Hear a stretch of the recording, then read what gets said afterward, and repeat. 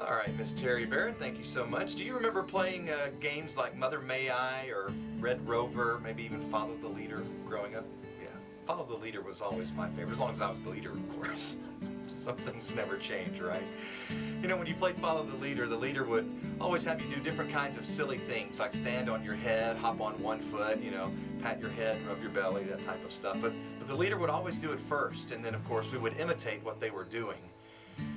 You come to realize that the very meaning of the word Christian actually means to be a Christ follower, that we are to do the very things that He did. We're to follow Him as our leader.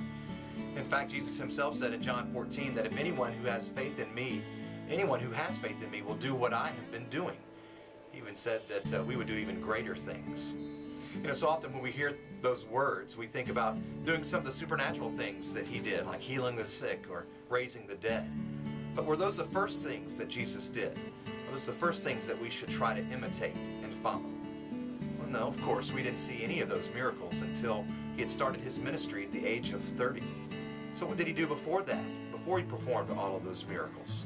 What had to be done in order for the Father to move so mightily in and through His life? Well, of course, He had to spend time alone with the Father.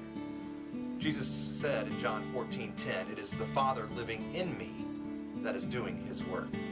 Jesus understood that in order for the Father to work through Him, He had to spend time with Him. And that is why we read throughout the Scriptures that Jesus went off alone to pray.